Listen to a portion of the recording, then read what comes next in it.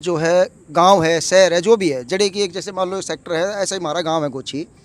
उड़े की जो आबादी है लगभग मान के चलते हैं 70 से 80% सारी नशेड़ी है, नशा करती है सारी। कोई शराब का लगा लो, कोई क्या का नशा करती है।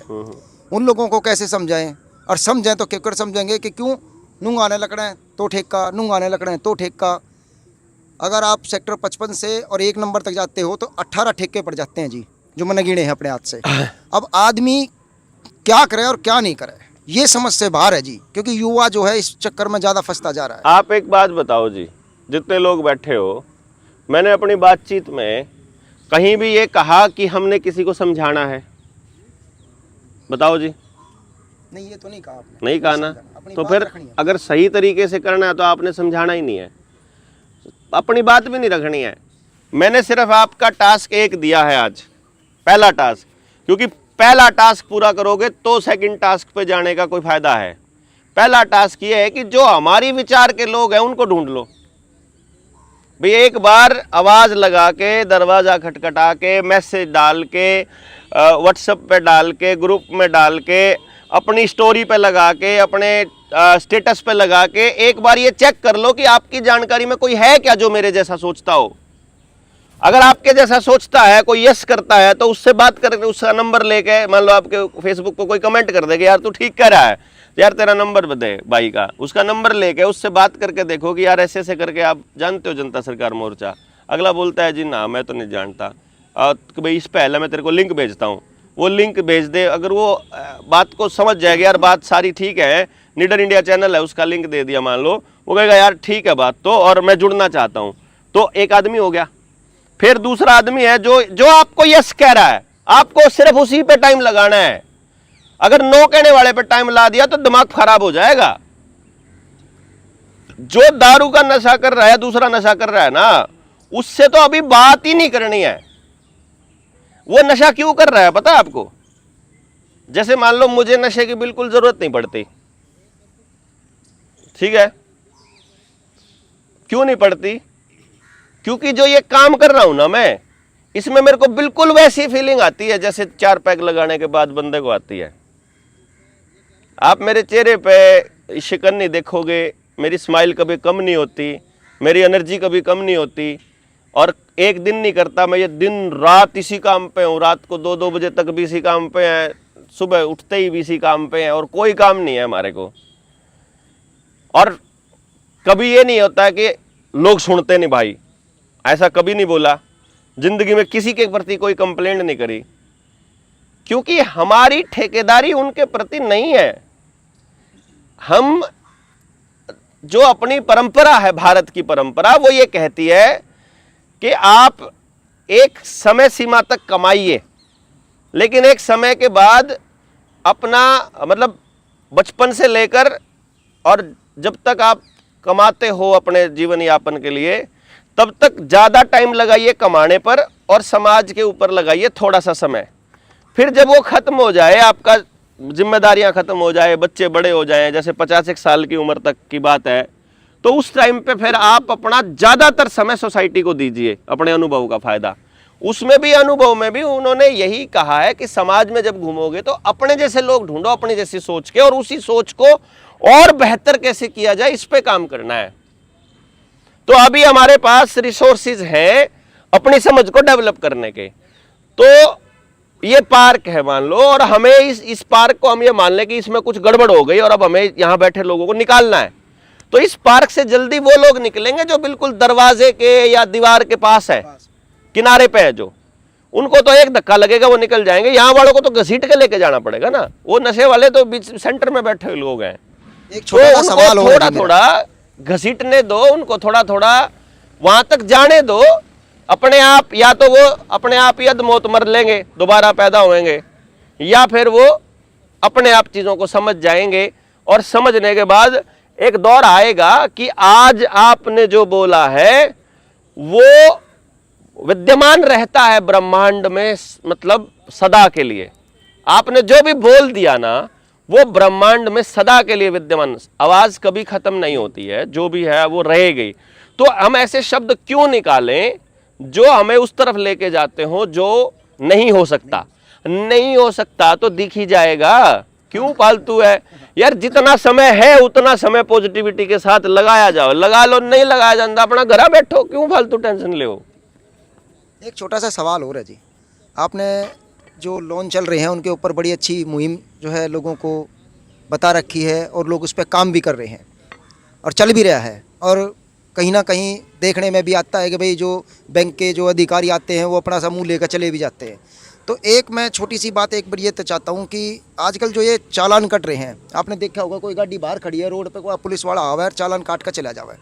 तो मेरा एक मन में सवाल ये है कि मैं चाहता हूँ कि आप अपनी तरफ से एक ऐसा परफार्मा बनावें, एक ऐसा फार्म बनावें जिसमें जो मान लो उन्होंने चालान काट दिया 20,000 रुपये का, वो तो काट कर चलता बना, चालान हमारे पास आ गया। तो जो मैं चाहता हूँ एक परफार्मा ऐसा बना, क्योंकि जो आम जनता है उसको तो पता ही नहीं है भाई कैसे, आपने बताया कि भाई 10 रुपये का जो सिक्का हमारा 770 मिलीग्राम के हिसाब से है। हाँ। तो एक ऐसा परफार्मा बनाओ, किसी ने चालान काट दिया 20,000 रुपये का, तो उस परफार्मा में लिख दिया भाई 20,000 रुपये का मतलब है कि आपके 12 रुपये, आपके 25 रुपये जो भी है, और भाई इस पेपर में लगाओ और उसके ऊपर अपना एक लेटर लगाओ, उठा के पोस्ट कर दो, लो जी मान्य थारा चालान पड़ दिया। तो एक मैं चाहता हूँ इस मुहिम पे थोड़ा सा अगर आप जो है ज्ञान दे सको, मार्गदर्शन कर सको, तो मैं इस पे हम करना चाहते हैं, लेकिन इसका असली इसका जो अभी तक हमने करा इसने नहीं किया कि सारे मुद्दे पैसे वाले हो जाएंगे कि ये लोगों को अराजकता फैलाने के लिए कर रहा है, ऐसा उनको मौका मिल जाएगा खामखाई का। मैं चाह रहा हूँ कि एक बार कंस्ट्रक्टिव अगर इस अगले 2-4 महीने में हम हर गांव तक पहुँचने वाला काम कर लें, फिर हर गांव में जितने बिजली के बिल आए हुए हैं, जितना मुआवजा दे करके जो ज़मीन दे रहे हैं, जितने जुर्माने लगे हुए हैं लोगों के ऊपर, जितने भी चालान कटे हुए हैं, सारों का ही एक साथ निपटारा करने की सोच रहा था मैं कि गांव में 15 लोग हैं ही हैं। थोड़ी मुहिम तो चला ही सकते नहीं, थोड़ी मुहिम का तो देखो हमने मीटर के, देखो बिजली के बिल का आया था, मतलब एक साथी के ऊपर अटैक आया कि जुर्माना लगा दिया, उस पर हमने आवेदन लगाया तो 3-4 साल तक सांस नहीं आया उनने, पर वो अकेला पड़ गया। बात तो अकेले पड़ने की है ना, आप लड़ाई कैसे लड़ोगे? आपने परफॉर्मा भर दिया कि रोज चक्री काटना, रोज ये सब करना। गांव में अपने पास 15 बालक हो गए, जिसका चलान आ रहा है, जिसका जुर्माना है, सारे 15 तो फार्म जमा कर जाओ, अपना बात खत्म, वह भेज देंगे, मेल कर देंगे अपने आप, वो अपने आप जवाब दे दो। उनमें तो एक आदमी जाया होगा, कोई दिक्कत ही को नहीं है। हमारे 15 में से एक आदमी को इसी काम की ट्रेनिंग देंगे ना, हर गांव से है। और ये बात मान लो हर गांव से 20 आदमी हो गए, उन सब लोगों को हमने एक प्लेटफॉर्म पे बुला लिया एक जगह पे, और वो 1 लाख लोग फिर वहां से ऐलान करके चले कि तुम अकेले ना सोचियो अपने आप ने, कहते तुम ये 20 ही सोच रहे हो गांव वाले, उस गांव के 20, उस गांव के 20 भी वहां बैठे हैं। अगर एक आदमी के साथ अन्याय कहीं दूसरे शहर में हो रहा होगा ना, तो उस डिस्ट्रिक्ट के सारे काम बंद हो जाएंगे। बंद मतलब सरकारी काम बैन। सरकारी मास्टर स्कूल में बैठा था, 10 बजे कोई पकड़ लिया, मास्टर स्कूल में बैठे, अपना डांगा लेकर, अपने लठ लेकर पहुंच जाओ स्कूल में, अगली बार सारे मास्टर के बात। प्रिंसिपल बात कर अपने ऊपर, प्रिंसिपल ऊपर बात करेगा, ऊपर वाले ऊपर करेंगे, ऊपर वाले गृह मंत्रालय करेंगे, वहाँ अपने आप जहाँ पकड़ रखा था वहाँ बात करें। अपने आप करो, हमने नहीं पता, हमें पता ही नहीं। वो कह रहे उनने पकड़ा उस डिपार्टमेंट का, ना सारे डिपार्टमेंट एक हो, तुम पता लग गया आरामियो, तुम सब एक ही हो, सारे के सारे एक ही, यहीं से चलेगा सारा का सारा। हम तुमको नहीं करने देंगे, ये प्रोपेगेंडा नहीं चलने देंगे। तो आंगनबाड़ी वर्कर, आशा वर्कर, PHC वाले, CHC वाले, उन सबको इस बात का फटका होना चाहिए कि यही तुम्हारी मनमर्जी नहीं चलेगी भाई, अब गांव वाले आ लिए हैं। ये क्या गांव, अभी मैं एक गांव में था, वहाँ मेरे को अभी हम कहाँ थे, रेवाड़ी थे हम। रेवाड़ी के गांव का मसला था कि DC के आदेश आ रहे हैं। तो मैंने कहा गांव आपका कितना पुराना है? बोला काफ़ी। मैं कितना का अंदाज़ा बताओ? बोला 700 साल पुराना है। और DC कितना पुराना है? DC का पद कब आया? जब संविधान लागू होया होगा तभी तो DC आया होगा, 47 के बाद ही। तो 70 साल पुराना DC 700 साल पुराने देश को आदेश देगा? 700 साल पुराना गांव DC की आदेश मानेगा? है क्या बात है यार। उस गांव ने वो DC बनने दिया, यू गांव का एहसान मानो DC। इतनी सी बात तो समझ नहीं है गांव वालों को कि डीसी की औकात क्या गांव के आगे? गांव ने तुझे डीसी बनने दिया है। गांव जब चाहे तेरी पावर को जीरो मार देगा। कौन तहसीलदार, कौन पटवारी, कौन कानागो, कौन सीएम, कौन पीएम? अरे भाई ये गांव 700 साल, ये गांव उजाड़ने का खेल इसलिए चल रहा ना, कोई गांव ये नहीं कह सके मैं 1000 साल पुराना हूं। और तुम कौन कल के मारे बच्चे हो? तुम थोड़ी हमको बताओगे हम कहां रहेंगे कहां नहीं रहेंगे। तुम थोड़ी बताओगे कि लो पैसे और निकालो यहां से, गांव से जमीन हमारी हो गई। तुम थोड़ी आदेश पारित कर दोगे कोई, ये गांव बताएगा उनको। और गांव जब बताएगा, जब मार दो बताने वाला कि समझ वाले मानस होंगे, कट्ठे होने वाले मानस एक बार कट्ठे हो जाएंगे, कट्ठे होने वाले मानस भीड़ एक बार कट्ठी हो जाएगी।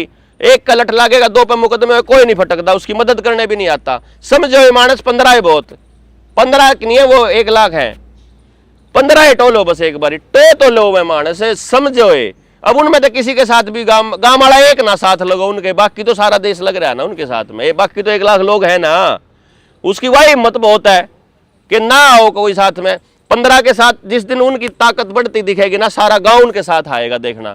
कलेक्टर पलक्टर कुछ नहीं रहने, गांव में कलेक्टर बना देंगे हम, यो गांव का कलेक्टर, यो गांव का सीएम है, उस सीएम तो मिलन हमारा सीएम जाओगा, बात ही खत्म। हो नकली सीएम, असली सीएम तो गांव वाला है हमारा, उनकी क्या औकात है? और ये ठेके कितने रह जाएंगे? गांव में 15 आदमी वार्ड गिला हो ना, ये सारे ठेके सारे उठवा देंगे आप, एक भी नहीं बचता है, एक भी नहीं बचता। बकायदा लड़ाई कानूनन लड़ी जाए। हमारे पास दस्तावेजों की कमी नहीं है, रेवेन्यू डिपार्टमेंट के वो दस्तावेज भी हैं अपने पास, मतलब जो ये साबित करते हैं कि जितनी ये जमाबंदी और ये जितनी इन्होंने ये इंतकाल वगैरह कर रखे सारे फर्जी हैं। एक जगह फर्जीवाड़ा पकड़ना है सरकार का, इन सिस्टम वालों का, ये सारी जगह पकड़ा जाएगा। पर लड़ाई को अब वही बात है, कुत्ता खजान करने में जी नहीं करता, नू जी करे लड़ाई। अगर लड़ा तो फिर तसल्ली की लड़ लो। अब वो तो, यह तो लड़ाई कोई भी लड़ सके, अगर जिसने रुपये वाला मसला समझ रखा है, अपने आवेदन अपने लेवल पर लगा के लड़ लो, कोई दिक्कत नहीं है। हम तो कह रहे हैं कि आप अपने अपने लेवल पर लड़ो। बहुत से लोगों ने लड़ाई है, कोई साथी नहीं मिला तो उन्होंने लड़ाई चालू करी। कितने सारे लोग हैं, कैथल में था एक साथी, वो बोला मेरे को बोलना नहीं आता। अब बोलना नहीं आंदा, लठ मारना तो आवा है। रिकवरी वाला आवा जी, उसने बता दिए तो पुनः फोन पे अगमान लग रहा, आजा आजा, लठ भी तैयार पड़ा। उन्हें इतना ही कहा था, आया ही नहीं रिकवरी वाला। और पतला सा आदमी था, कोई न्यू भी नहीं, बहुत बोलना आंदा हो, कोई बड़ा नॉलेज हो, बस न्यू समझ में आ गया पर गड़बड़ है, कुछ ना कुछ गलती है। आप अभी समझ में आ गया कि यो गलत कर रहा है और मैं ठीक था, मेरे साथ ही गड़बड़ हो रही है। बोल आजा, ला दिए ना, आजा बोल।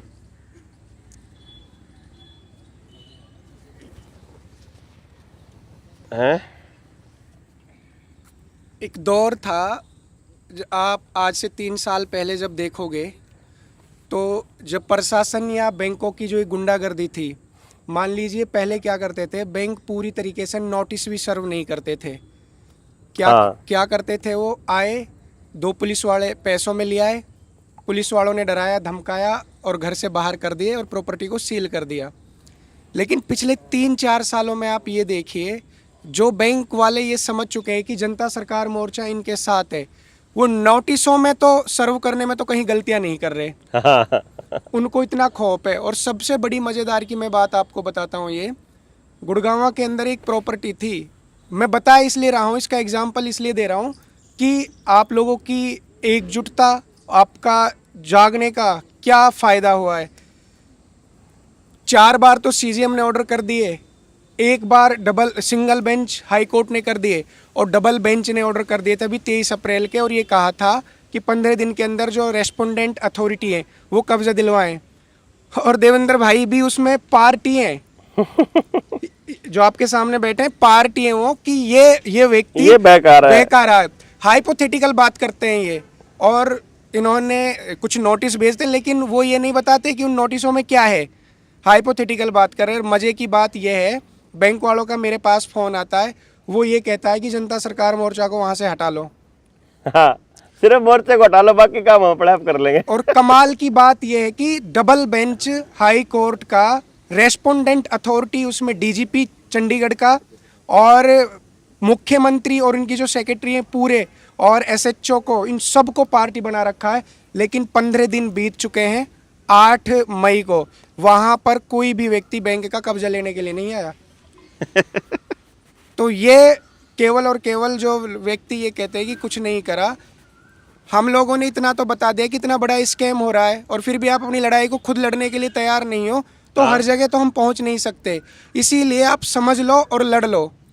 हाँ, और मैं इतना दावे के साथ कह सकता हूँ, अभी जैसे उल गुलान किताब आई थी, आप उसमें देखोगे सरफेसी के बारे में जो उसमें लिखा हुआ है, उसमें जो व्यक्ति ये कहता है ना कि गोल्ड स्टैंडर्ड ख़त्म कर दिया, जो क्लॉजेज एक्ट है 1891-92 का, वो खुद ये प्रूव करता है कि कोई कानून में अमेंडमेंट हो गया तो उसके मूल सिद्धांत को ख़त्म नहीं कर सकते।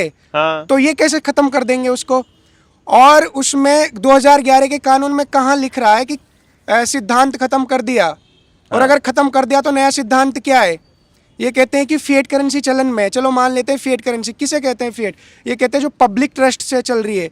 सरकार ने कह दी, सरकार कह दी थी कल जो गोबर है ये लीगल टेंडर है, हाँ। तो वो मानना पड़ेगा। और अगर उस पब्लिक उस पर भरोसा जता रही है तो वो फिएट, वो मतलब वो लीगल टेंडर बन गया, उसका कुछ आधार भी तो होगा। और कल को अगर पब्लिक का ट्रस्ट टूट गया तो फिर क्या करोगे? फिर कहाँ गई वो? तो उसमें आप देखोगे सारी की सारी चीज़ें, कानून ये कहता है, अगर इनके ही द्वारा जो कानून बनाए गए हैं, अगर उस ट्रैप को हम समझ लेते हैं तो ये ताश के पत्तों की तरह ढेर हो जाएंगे ये। और उसी चीज़ को जनता सरकार मोर्चा समझा रहा है, देवेंद्र भाई समझा रहे हैं। और पिछले 3 साल से मतलब चीख कर 4.5 हो गए। तो इसीलिए ये समझना बहुत ज़रूरी है। जो साथी यहाँ पर आए हैं, आप लोग अपने साथ जोड़िए एक एक साथी को, और आप जब इसका रिजल्ट देखोगे निकलेगा। आज पता क्या हो रहा है, हम पलवल के अंदर अभी 2-3 दिन पहले एक सील ब्रेक करी, वहाँ पर क्या है, सरफेसी एक्ट कहता है कि एग्रीकल्चर लैंड पे लोन नहीं दे, वो सरफेसी लागू नहीं हो सकती। लेकिन प्रॉपर्टी सरफेसी की प्रोसीडिंग करके, सरफेसी का मिसयूज करके सील कर रखी है। और फिर अब वहाँ पर वो पूरा का पूरा गांव तैयार है। अब कल वो सारे साथी आएंगे और आपको इसका एग्जाम्पल, इसका प्रैक्टिकल देखना, तो आप सुबह 10 बजे ज़रूर पहुँचना कैंप में पलवल। पलवल। जी इतना ही।